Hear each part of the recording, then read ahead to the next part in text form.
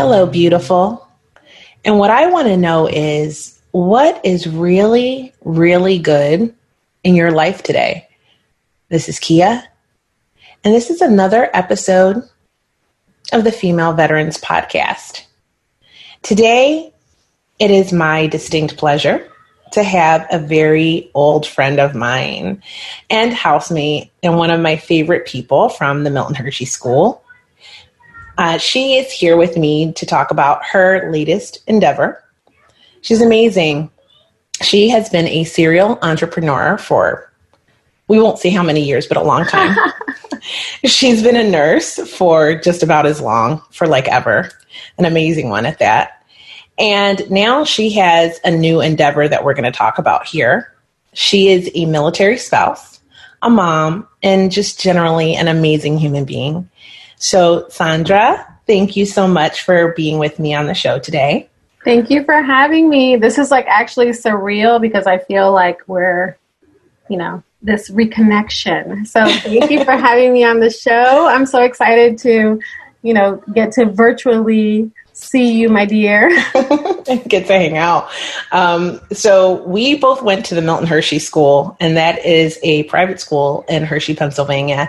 And not only did we both attend school together, we lived in the same house. And so we get to spend a lot of time together, almost like sisters. So this is really amazing. And I have watched her career span over these years, and just she's knowledgeable and she's really, really intelligent and talented. And I'm so excited to have her with me today. Oh my gosh. Well, thank you. I am so excited to be here. And yes, being a military spouse, I feel like, my heart is for veterans. Like I love the absolute, especially when I see women veterans and women mom veterans, I'm like, who are you even? Like superheroes. Yeah. So I'm super excited to be here and, just to share what I can. Okay. So what you are doing now, I'm really excited about. When I saw on Instagram that you were going to have your own podcast, your own show, and that it was called The Kush Nurse. And I was like, wow, is she going to be talking about marijuana? That sounds like marijuana. So that's really funny. So I want to ask you how you became the Kush Nurse. The Kush Nurse. So I used the name the Kush Nurse. I want to tell you that I had this magical reason, but really it was because using the words cannabis and marijuana are really difficult in the online space. So I wanted to have a word or a name that I could use that would represent cannabis or marijuana, but also would be searchable. So that's where the Kush Nurse came from. Plus, I thought it was cute. So I'm like, hey, let's go with it. It is But yeah, so like you mentioned, I have been a nurse for over 15 years. And what started me on this journey is because as a nurse, once I had my daughter, I went and I did what normal people do, which is you go to the doctor if you're having an issue. And I felt that I was going through some postpartum depression. I was having a lot of chronic pain, and I just felt like I needed help. And I went to the doctor. They prescribed me a ton of medication that made me have some crazy effects, and that also were difficult to access, to get refills. You have to make more appointments. It's very micromanaged process, which I understand why. But the medication that they prescribed to me definitely led me on this path to find wellness without having so many serious side effects from medications. So some of the things I was suffering with then was anxiety, PTSD from my birth, and a lot of pain, back pain. I had pain so bad sometimes my legs would just give out on me. And I was more scared that I would fall carrying my baby than anything else, because all you think about is them. You don't even think about yourself. But that's what led me down this path to find out more about cannabis. When I took all the medications the doctor had prescribed, I just hated the way I felt. I wasn't able to enjoy my family. I wasn't able to really be present with my daughter. I felt like the symptoms were so extreme, from rage to extremely sedated. And that kind of wasn't what I wanted to, that wasn't the lifestyle I wanted to have. That wasn't what I saw as like me being a happy mom and raising a child and having all those memories with her wrapped in this, you know, bubble of all these different emotions that I was having from this medication that I was taking. So I decided alternate, you know, what's an alternate? And, you know, I didn't know anything about cannabis really because I was raised in the cannabis is terrible, you know, cannabis and crack. The same, just in case you didn't know, in my house anyway. And that's how I was raised. And even though I knew people who smoked weed growing up, it was something like, you know, they did that over there, you know. And then later on in high school and college, you know, I tried it a few times, but it wasn't my thing. It just wasn't. And fast forward to my 40s, and now I'm like, hey, I should go talk to the high school students because they know way more about cannabis than I do, right? Right. So that's kind of what led me on this path, and I wanted to find the safest thing, and I didn't want to feel like a criminal or, you know, it's legal where I live. I'm in California. Right. But it still felt uncomfortable for me to go down this path. So I went to the grocery store and I bought some CBD. I got my CBD. Well, what I found was that wasn't going to do it. You know, that wasn't going to be the trick. It worked for like, you know, little aches and pains, you know, rub it on, feel good. But it just wasn't relieving the issues that I was having. And so if I was going to trade my hardcore drugs, I needed to find something that was going to be like hardcore healthy, right? And get me back to where I needed to be. So I did my own research. And that's kind of what took me down this path of being the Kush Nurse. After finding, you know, my relief and my life back, I felt like there's something to this, and I want to reach all the women, men, grandmas, everyone who was raised with this stigma, to know that this drug can heal you.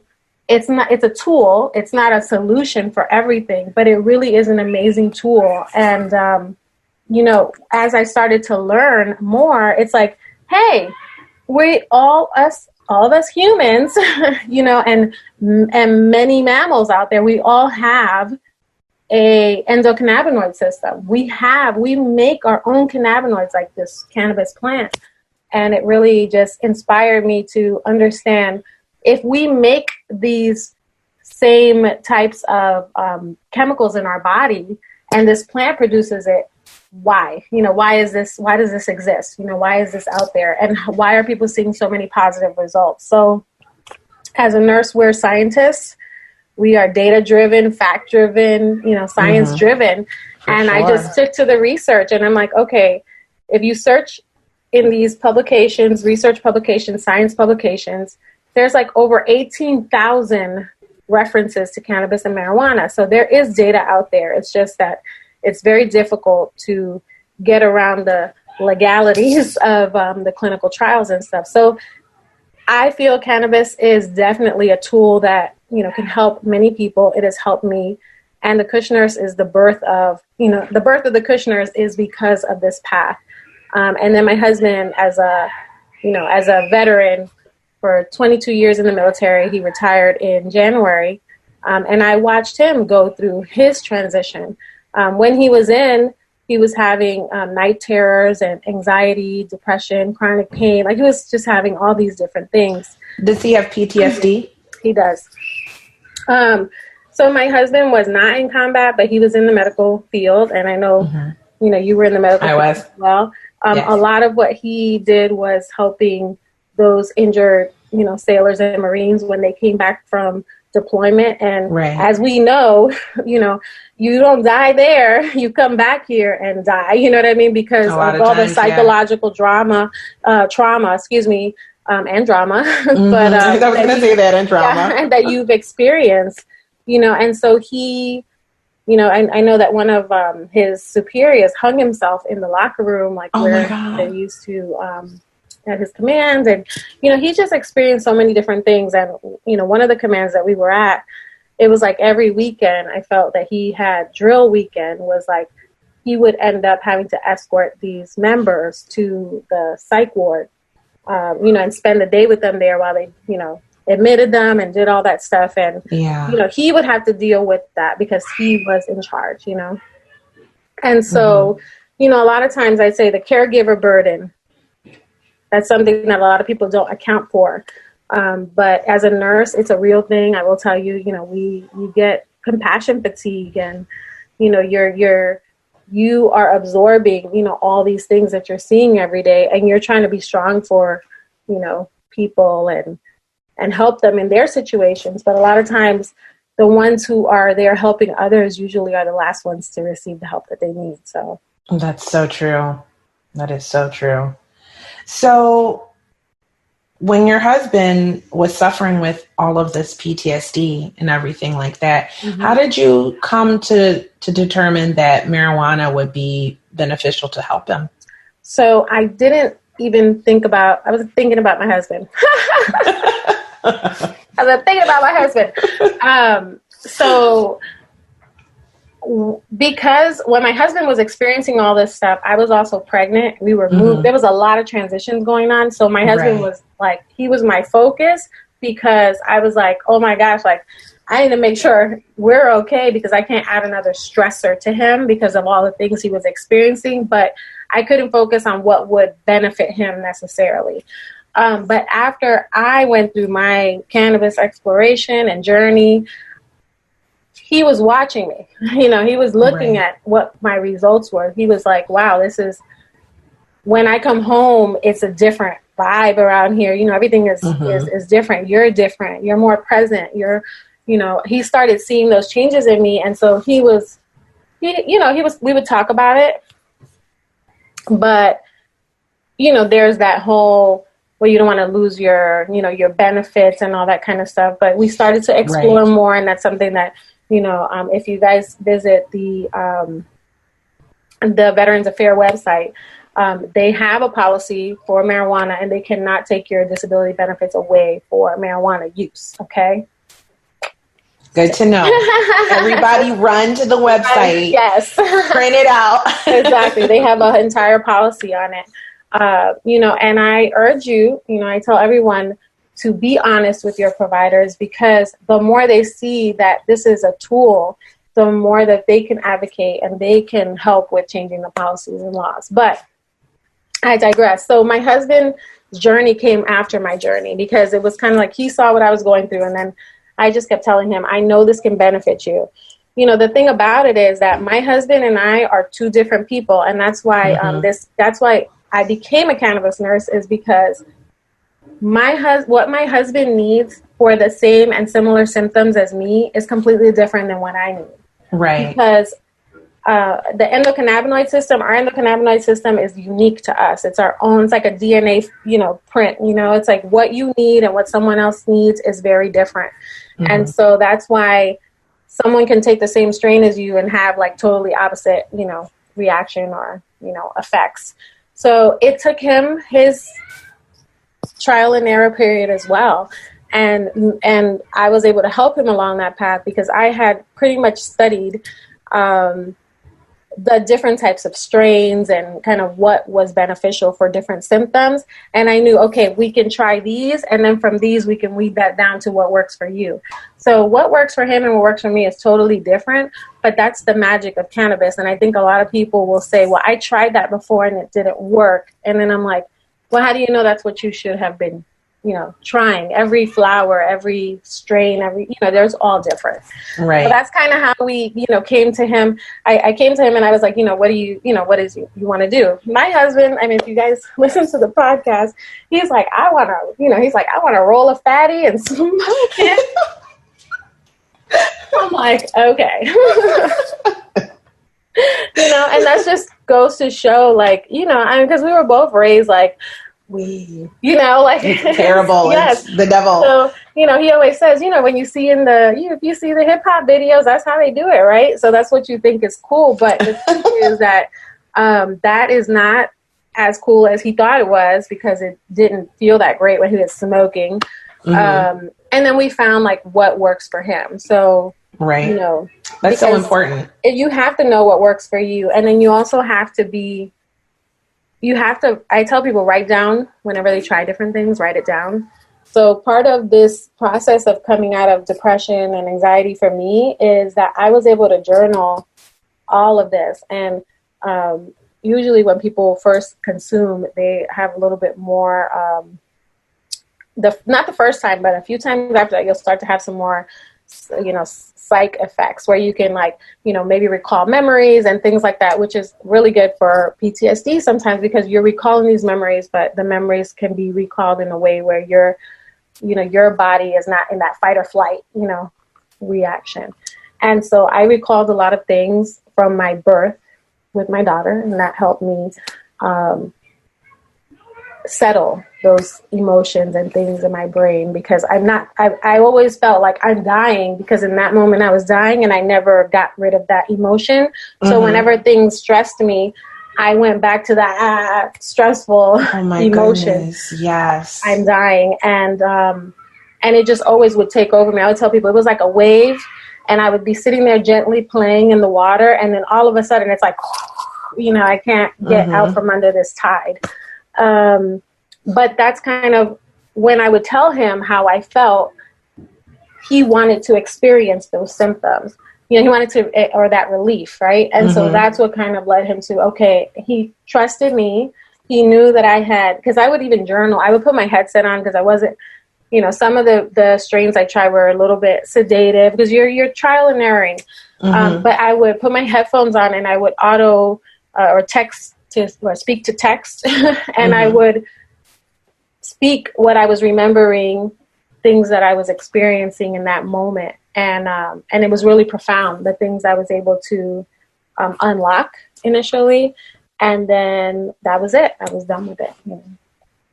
I love that you said that. So the whole part about the journal is just incredible because I think it's really important to when you're in that state to let whatever needs to come out. Yeah. I am intuitive. And so it unlocks that for me. It is a added perk to it completely eliminating my fibromyalgia pain and allowing me to live a normal life. But I also love that you were talking about the different strains because where we live, I live in Washington, you live in California, yes. It's legal here, very common. And when you go into the dispensary, it's like going into a pharmacy. And you can say, okay, I have these symptoms and these people are knowledgeable and they can tell you what to try to help with those symptoms. And from there, it really narrows down a lot of that trial and error because they're kind of guiding you to exactly what you need. And then there's so many flavors and there's gummies and there's edibles and there's many options that if you're just stuck on, I don't want to smoke anything, right? You can eat something and they will explain to you how it affects you differently because obviously edibles are going to affect you differently than smoking will. Yeah. Or I vape, so because I'm so, current. Because I'm cool like that, okay? Okay, but no, I cannot handle marijuana smoke in my lungs. My body just said no to that as I aged. So it was just like, no more of that. So vape is gentler for me and it works for me. But I love that you were talking about understanding your symptoms and the strains and how that it will affect you because this is I can't say this enough, it's a legitimate treatment for a lot of things. Yes. I was diagnosed in 1997, 98 with fibromyalgia. That was a long time ago. That was early in the fibromyalgia game. And everyone was telling me different stuff. And half the time doctors were telling me. Did they know it was fibromyalgia or were they saying lupus or, okay. Yes, I was lucky. The nurse that I got as I was leaving the military, the nurse that I had at the VA in Great Lakes, she was experienced with fibromyalgia. So I was super even lucky to come across her in the first place. But I had been getting mono repeatedly, every year for 2 years. And from the first time I got mono, the first year, 96, I want to say, I didn't recover. And I've never been the same since I was a high energy person, very focused, very driven. After that, I have like fibro fog. I can't think clearly sometimes. I have widespread pain. I'm fatigued all the time. On top of that, I got chronic fatigue. So I'm like a zero energy person. I'm not a low energy person. I'm a zero energy person who lives in constant pain and constant pain. And then what exacerbates it is stress. And life is full of stress, right? Being a mom, working a job, being a wife, like all of these things can be stressful at times. And then it brings on an episode where the pain is intensified to where sometimes I cannot get out of bed. I can't walk. If all of the tender spots in my legs flare, then I can't be on them. I can't even barely be in the bed because they're so painful to the touch that I have to be on pillows. Like that's all I can tolerate.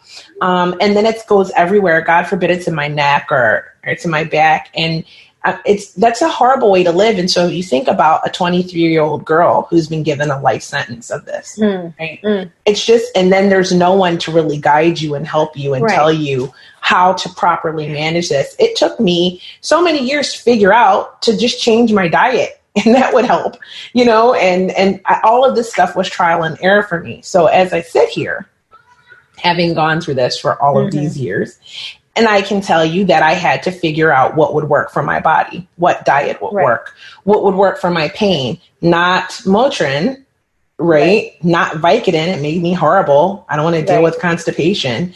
You know what I mean? Like what works for me is to vape, to manage my diet, and to be able to get exercise. Exercise is probably the best thing for me, but I can't exercise if I'm in pain or feeling unwell because I haven't managed my diet. So that's what has worked for me. For all of you suffering with fibromyalgia, I would say don't wait. Like run to your local dispensary if you have one nearby and just try it out. You have nothing to lose. And PTSD sufferers like your husband. There's research. You can just go find all of this research. One of the, I don't know if it's cool, but I think it's cool. Is one of the things about cannabis is with PTSD, it's really helpful because it decreases your REM sleep cycle. So it decreases the ability for you to have nightmares. So with a lot of PTSD sufferers, that's one of the biggest triggers is the nightmares and night terrors. And it's, so it's pretty interesting. There's a great article on Project CBD that talks about this. It's a pretty cool website. I like to kind of send people over there because they have such great resources. You can also go to my website, but Project CBD, what I love about them is that because this is syndicated all over, Project CBD is great because it's giving you the legal resources where you are. So I'm in California and things are, California, as everyone says, is the wild, wild west. But sometimes I talk to people in different states and they're like, well, what about me? And so I always kind of try to find resources that help. But PTSD, it's definitely a big one. And I feel like there's so much, there's enough data out there for us to know that it does work. There really is. And one of the things that you mentioned, which I love, is that you said, that in combination with, exercise and diet and these different things, that's how your wellness, your health is optimal when you're doing those things. And that's what I like to teach people about cannabis is it's a tool, it is a tool. And if you use it properly, it can be so beneficial. So I have an injured shoulder right now. And one of the things that I know is I need to stretch my shoulder, but I cannot stretch and move my shoulder when I'm in pain. My pain is acute and I do have a lot of inflammation. So if I'm able to medicate for a little while, it does help me enough where I can do some range of motion activities, I can stretch, and it makes a big difference in how I feel at the end of the day, as opposed to having like frozen shoulder and that pain, all day. So, it's a tool, like I said. If I just take it and sit down and I don't have pain, like that's great, but that's not going to benefit my wellness, right? My wellness is going to be benefited by me continuing to use my arm and stimulate those muscles and nerves. So, I always try to encourage people to use different, things, exercise, yoga, meditation, diet, nutrition, mental health. If you need to go to a therapist, that's okay too. Absolutely. Never ever discount the benefit of, having someone help and guide you through this. But I definitely think that, this is a great tool to add to that. I agree. That's so well said. It's just, I see and speak to a lot of veterans who are suffering with different things. Yeah. And I always want to say, don't be afraid to try alternative therapies. Yes. Give them a shot, whether it's marijuana or ketamine infusion or something else that's new and cutting edge that the research is just being made available for. Do the research. Yeah. Don't just listen to what the government or what anyone tells you. Sometimes even your doctor is well-meaning, but sometimes they only know what they have been taught. Right. In medical schools, they're not often taught, go get marijuana. It's relatively new, which is why it's important for us to do what we're both doing right now. So you want to think of it this way: for the last, 100 plus years, for the last 100 years, well, since 1930 something, but pretty much every nursing textbook, doctor's text, like all these textbooks, mostly they have chapters on cannabis abuse or, marijuana abuse and how to help patients, go through treatment for this, that's basically that's what you get when you open up a textbook. There's no section on how wonderful and amazing cannabis is and that we're just, have vilified this drug so much that now we don't even have the information that we need to help people with it. But we're getting there little by little. Yes. It is a process.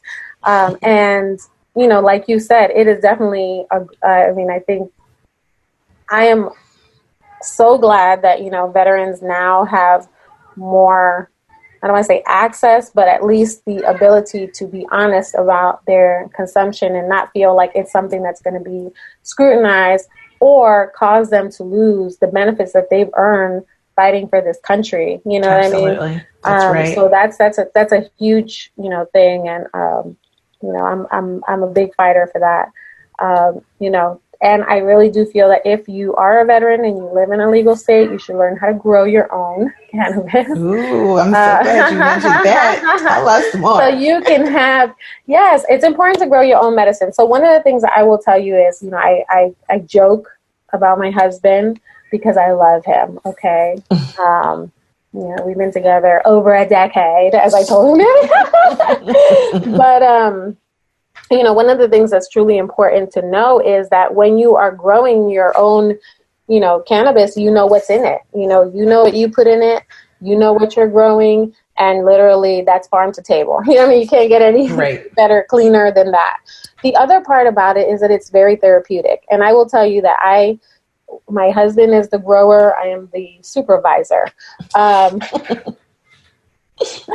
Because it's his job, because he's a very detail-oriented person. He's got charts and figures. It does require you to kind of monitor, what you're feeding your plants and their growth cycle and stuff like that. It's not very complicated. And, we are hoping to do some classes for veterans to learn how to grow. That's lovely. Yeah, we're trying to kind of share the love because it's so important. But I will tell you that it is very therapeutic for my husband to grow his plants, okay? And sometimes I think he loves his plants more than me because he's out there, talking to them and looking at them. I'm like, what are we looking at? They are beautiful. They smell amazing, and it's just, I don't know about you, but if you have the power to grow your own food or grow your own medicine, like, you're a superhero. I mean, it's a superpower. And, we need to go back to more of that, because I feel that as Big Pharma gets their hands in this and as, more of this CBD craze and, all these laws change, I feel like it's going to be harder to control what we're getting. And there are going to be more hands agreed in the pot, and more things to be concerned with. A lot of people ask me about legalization and what do I think. I think that it's important for us to decriminalize cannabis. I think that's important. Absolutely. Number one. I definitely feel it's important to legalize and have like concrete laws around it, because I think the laws need to protect us as the consumers. That's right. Right. Yes. I think that it can become a very, it already is, it's a, I don't know how many billion-dollar industry at this point. Well, we can say it's a multi-billion-dollar industry, certainly. Yes. And so at this point, it's just, there's so many people that want a piece of this pie, and I can just see it going to, the wolves at this point if you let it. So you have to be, I feel like it's important. These things are important for us to know. If your state has a medical marijuana program, or, if you can get a medical marijuana recommendation, I would look into your state and see if that's something that benefits you. Because if laws change and you have a medical marijuana recommendation, you're more likely to be on the side of the better laws. Does that make sense? Mm-hmm. I would say do that and have that ability to do that, depending on what state you're in. I know that that's not available to everyone. But it right. should. And it should be. Yes, it should. And we're seeing the change. We're seeing it slowly take place, where more and more states are seeing, because, you can tax it then. It's kind of like, I always tell people, it's kind of like, remember Prohibition when they made alcohol consumption illegal, and then it just created a whole underworld. But also when the economy tanked and we were in the Great Depression, making it legal again and taxing it really helped change things for this country.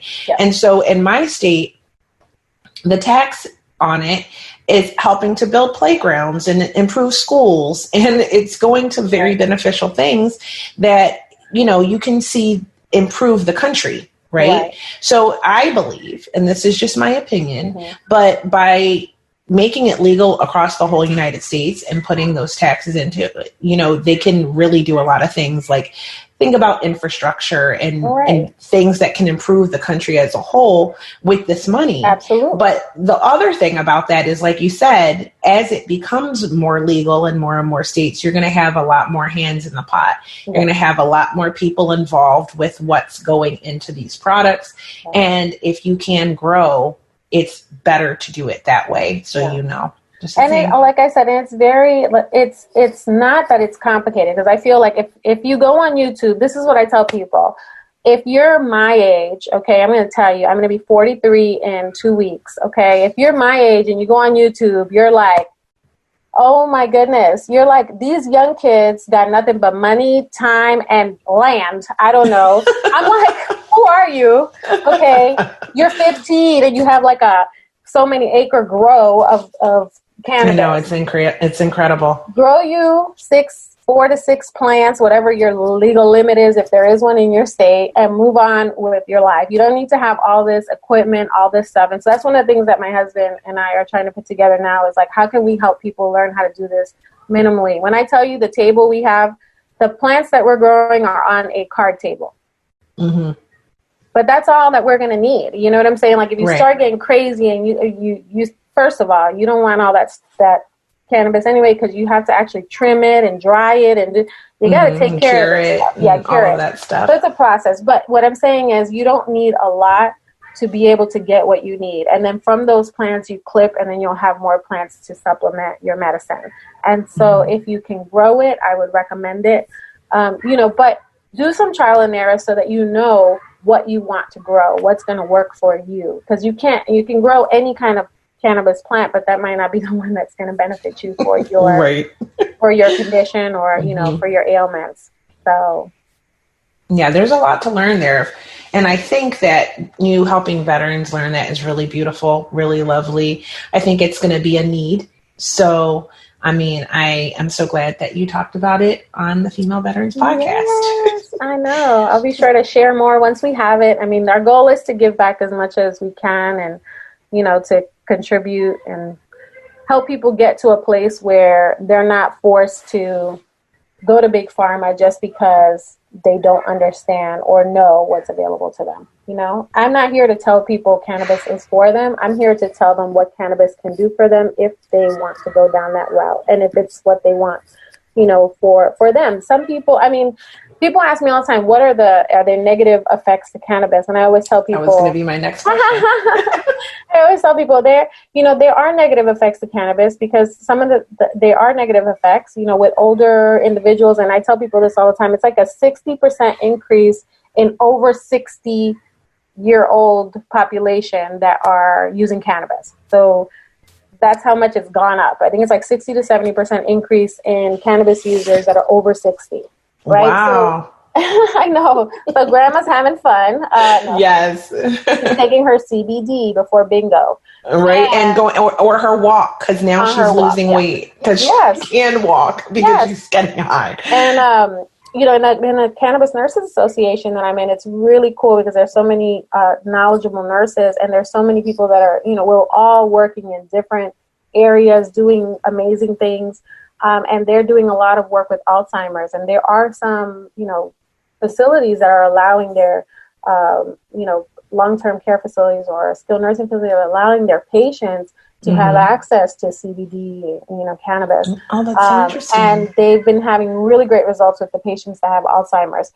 So, you know, there's so many benefits. But in older populations, I say you have to be careful, because if you give them a strain that's going to make them too sedated, you know, they could have a fall. Anybody can have a fall. You know what I mean? That's true. You know, there's always the risk. We had a girl who was telling me this story. She used bath, like Epsom salt bath, and it was cannabis infused. And it was supposed to be like to soak your feet or something like that, like a pain, you know, for pain. Well, she bathed herself in it, and you know, the vagina has a lot of, you know, oh wow, tissues, you know, vascular tissue there, and so it absorbed this THC into her bloodstream, and she could not get out of the tub because she was just so extremely like relaxed. Oh right? my So, I know. So there's, you know, you hear about these things, and it's not, no one's gonna die. You know, there's no, you know, you're not gonna overdose from cannabis, but you can have effects that are not that wonderful. You know, if you have edibles, you could overconsume and end up feeling like you're gonna die. You may have paranoia. You know, you won't die, but you'll think you will. Yeah, some people have very psychedelic effects. They feel like things are moving and all kinds of stuff. You know, I've had that experience. But I think it's beneficial for everyone to have that experience. I feel like everyone should overindulge at least one time. People might say, hey, you're crazy. But if you do it one time, then you know never to do it again. And it also kind of lets you know, like, okay, I'm going to live. Like, I think that's important. And assess your tolerance, too. And assess your tolerance. You know, but I always tell people when you're doing anything like edibles and stuff like that, you just want to start, you know, a low dose, and start slow and kind of see how it affects you, because, you know, you never know. But yeah, you hear so many things. And a lot of what I tell people is, you know, there's not too many terrible things about cannabis. But there are people, you know, I have someone who is allergic to cannabis. Like, goodness, I never even thought about that. So I was like, okay, you're allergic to, I mean, initially I thought maybe she was allergic to like something that they used when they were growing it. But actually, you know, they found that she was allergic, just like you're allergic to ragweed or whatever it is. She was allergic to cannabis. You know, there's cannabis hyperemesis syndrome, where people who consume very high levels of THC and cannabis, they can just throw up nonstop. They can't stop throwing up. They have this cyclic vomiting where it's just like a cycle. Oh my gosh, that's horrible. Yes, I just saw an interview with a girl who was very heavily involved in the cannabis industry. She was an edibles reviewer, and she had these episodes where I think she said 16 days of vomiting. Oh, no. And so it's terrible. They tried to figure out what it was. They tried everything. She tried organic cannabis, no pesticides. She tried, and they basically said she can't even be around it, where if she inhales it, she can have a response. Oh my goodness. If it's in the air. So she's very sensitive to it now after these episodes.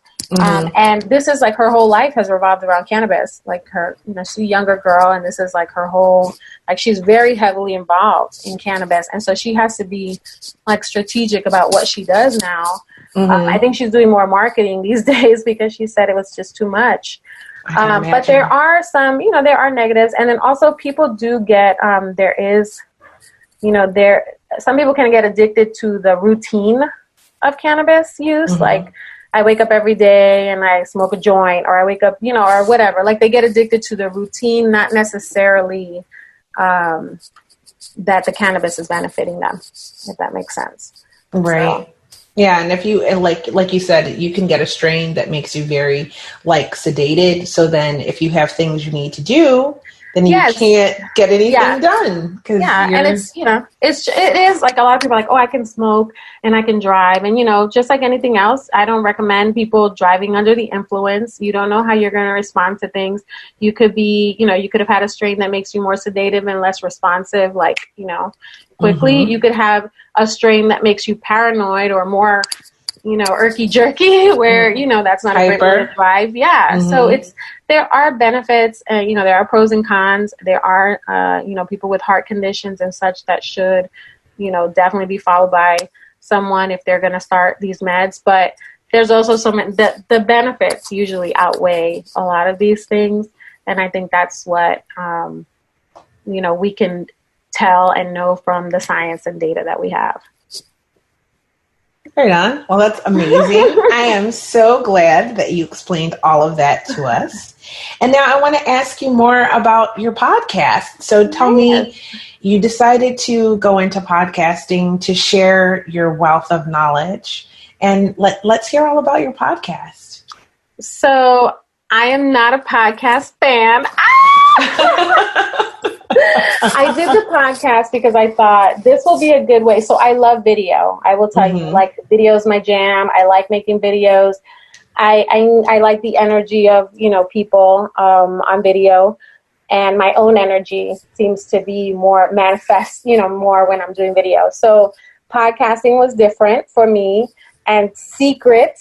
I'll tell you guys a secret. When I do podcasts, I turn my phone camera on, but I'm not recording.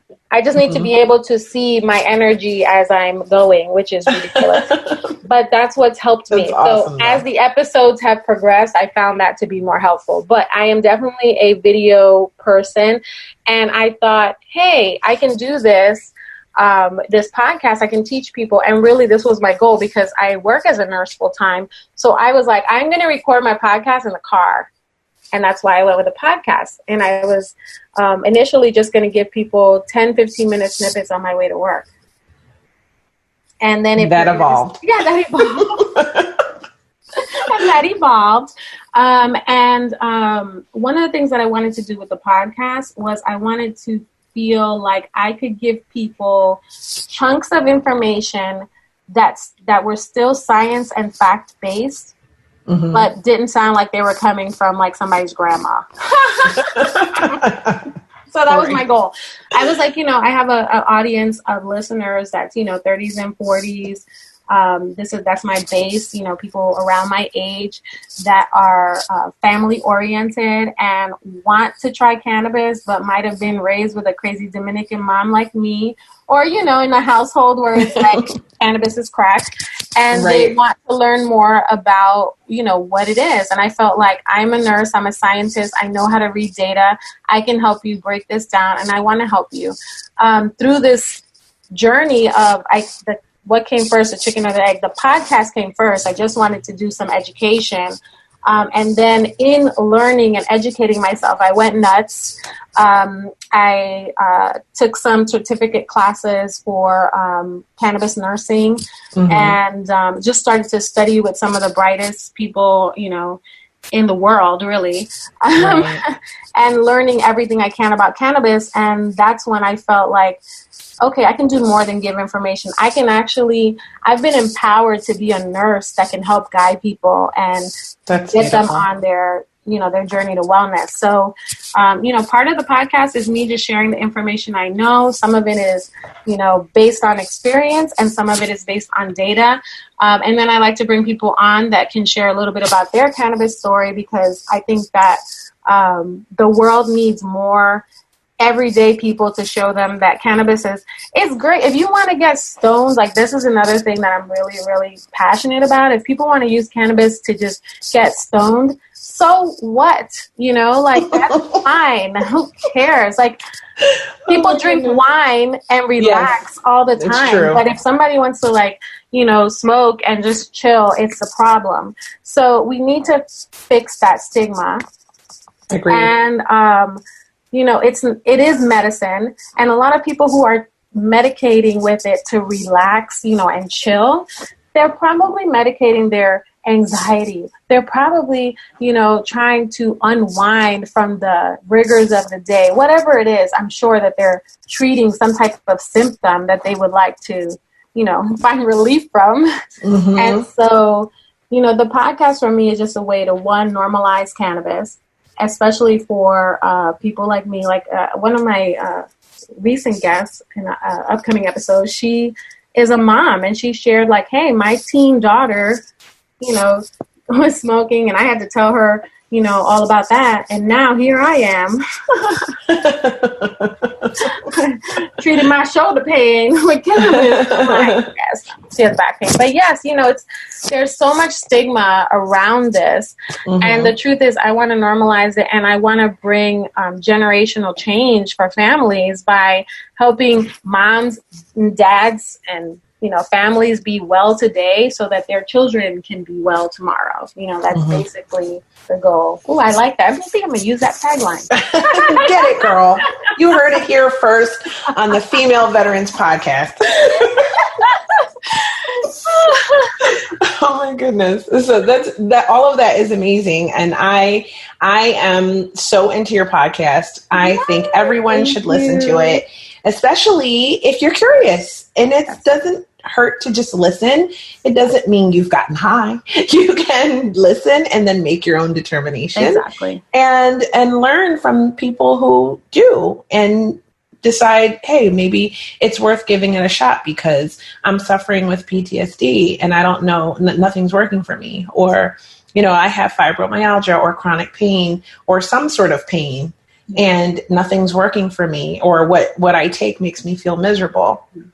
So I think it's really important to get that information out there. And thank you for sharing your story, because I think sometimes, it's hard to share our own stories. I'll be mm-hmm. honest with you. My first, I think 3 or whatever episodes it was, I was sharing kind of my story, but I felt mm-hmm. like, how deep do you go with this? Because you don't want people to feel like you just sit around getting high all day. Like, that's not what we're doing. That's not what the plan is. I'm an overachiever. I am like, I'm moving all day long, doing things. And, that's not what the lifestyle that I want to have. And yet mm-hmm. I'm still able to accomplish so much more because I'm not suffering in pain. I don't have anxiety. And, I'm able to do things like this. A lot of people are mm-hmm. like, hey, how does someone with anxiety do the things that you do? And I'm like, well, because I have tools to help me manage that. That's right. It always comes down to what tools are in your toolbox that can help you move forward. I mean, I have 2 children, and there is no way that I could have done that there was a 10-year period where marijuana was not in my life since I was an adult. Okay, because I didn't do anything like that when I think I might tried it first at 18, and then it wasn't until my later years mm-hmm. that I got involved with it. But I will tell you that one day I was actually driving from Miami to Vancouver where we were moving, and I was mm-hmm. like, why was it in my 20s I had less pain and more energy, and my whole 30s long I have been miserable and in pain, and I'm taking all these pills. I'm taking so many pills that the doctors at the VA are prescribing me, but all I feel is bloated and sick and overweight and tired and miserable and in pain. And I just kind of want to end it all. Yeah. And then I was like, and I kept thinking to myself on the way here, if I don't make some changes, I'm going to die. Honestly, that is what I was thinking. It was on a loop in my head. If I don't make some changes, I am going to die. And I had a new baby and I have, at the time I had a 9-year-old. So I just thought, you know what? Marijuana is legal in Washington. I used to indulge in it. I thought at the time in my 20s I was self-medicating. I knew that I was self-medicating because of, some of the traumas that I experienced while serving. But it was also treating my pain, which was a fortunate side effect of it. So what happened was when I got here, I went into a dispensary like a child. Like, okay, there's a lot of things in here. What do I do? And I started with CBD. It's like Walmart. You walk in, you're like, oh my. Yes, I am overwhelmed by options. I really don't know what to do. And actually, it took me a while, and it was until my friend Melanie, she's on the first episode of the Female Veterans Podcast, and she will be back for the season 2 recap. But she was like, she's good at this. Yeah. She took me to the dispensary and I watched her and she was like, I need something for the morning for this and the afternoon for that. And after work, I need this. And I was just like, who are you? And what are you doing? I was like, what is happening? You were like, this is amazing. Yeah. And I just was like, okay, all right. I was like, okay, I will freak out if, on certain strains. I don't want that. I need to chill. I need something for pain. Literally, I said, I need something for pain. And they were like, oh, here's these. And I started with CBD. And then eventually I ended up, with the packs, which you can regulate the potency and the flavor with that. And I don't like a lot because I need to be functional. So it's important to know your body and know what you can tolerate. And it helps me be a better mom because I'm not in pain. Because when you're in pain all the time, you get kind of miserable and short-tempered. Oh, yeah. That was basically me. I was miserable. I felt like my last nerve, that was yesterday. That was whatever the last nerve was, that was like a month ago. I don't have any more last nerves. I'm done with last nerves. Everything was like, rah, rah, and it's so different now. And, for both myself and my husband, it's funny because people are like, oh, so you guys are like just joyful bliss all the time. And I'm like, no, we're humans. And it's still, you still got to navigate life. It's just that our body isn't in a fight or flight mode, because that's basically what happens is we live at the margins of exhaustion and frustration because our lives are so busy and packed, and we're trying to be the best at every role that we have. And then we're like, and then you may have pain, and then you may have high blood pressure, and then you may have stressors and all these other things that come into play. So you're not your best person. And I will be honest with you, when I was, now that I'm back at work, I tell people my hours that I give my family are the worst hours of the day, because they get me at 5:00 when I've been at work pulling my hair out for 8 hours in a very, high stress role. And then I'm like, okay, I have to find some kind of switch in my body, turn off all the stresses, be present and happy and loving, and make a good meal, and get my child to bed, read her a bedtime story, all of the things you have to do, right? Spend time with my husband, nurture my relationship, make something pretty that looks like it came off of Pinterest. I don't know, there's all these expectations, and that's not me, because I'm like, nah, but you know what I mean, like there's all these expectations, and the truth is that there's not an expectation for us to care about how we feel. I told someone the other day, I said, you know what? She said, why would people want to get high? I said, when you were a baby, your mom held you in your arms as she rocked you, and it was the best feeling you ever felt in your life. And sometimes our bodies still want to feel that. They want to be cradled and rocked and loved, and they don't want to be weighed down by the stressors and the craziness of life. And they just want to reset and rebalance so you can go be a superhero another damn day. You know what I mean? That is right. That is absolutely right. I love that analogy. And you know what? I I will tell people all the time, I'm like, I don't believe in the stigma on many levels, but at the same time, I don't smoke around my kids. I usually do it when they're not home or well after they're sleeping. Right. So I'm on my adult time, and so I like to make that clear, because if you are a mom and you're like, what, you smoke weed? How can you?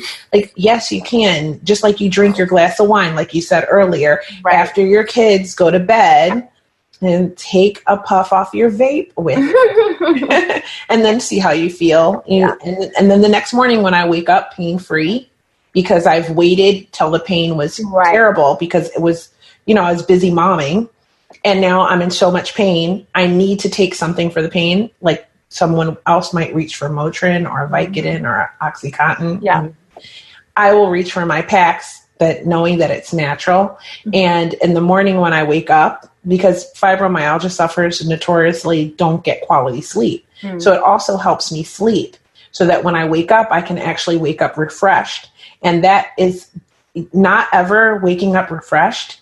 It's almost like a torture. Yeah. Like you could use that as torture for like people. Yeah. So, and because it builds up. It's 7 a.m., but I still feel like I just went to bed, Yes, I just want to go back to sleep 10 minutes after I woke up. Yeah. That's the worst feeling. And so I felt that way for a long time. And I also felt kind of like my whole brain was in a fog. So I wasn't really, it's like, I tell people all the time, I'm like, when I look back at Facebook, I'm like, thank you, Facebook memories. Because Facebook memories is like, oh, I was playing with my child and I was just being a loving, wonderful mom during that time, because really I was in my mind.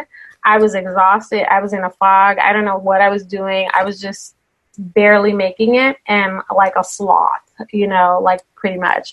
So, I didn't have fibromyalgia. I have hypothyroidism, a little bit different, but pregnancy and your hormones just shifts all that. And my hair was falling out. I mean, it was not a pleasant place to be. But one thing that you mentioned is, you found the tool that works for you, and you're sharing this with all these women. And so my thing is, if there are any moms or humans listening,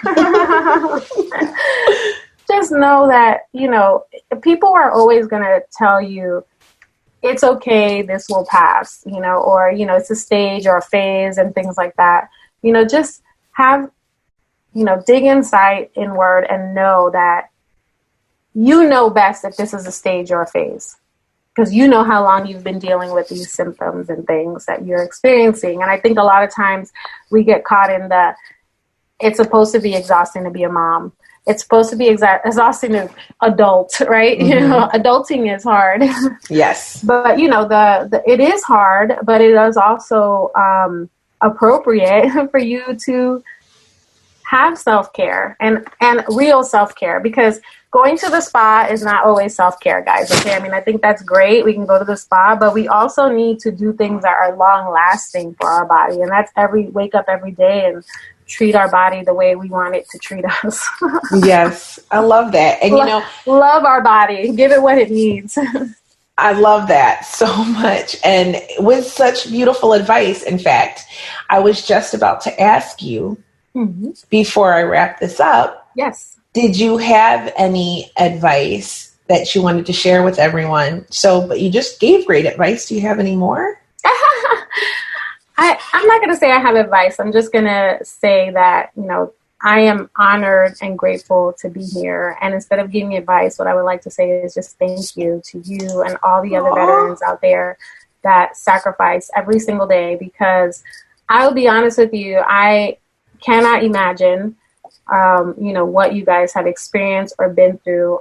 Even as a wife, I don't know anything. I tell people all the time, I know nothing.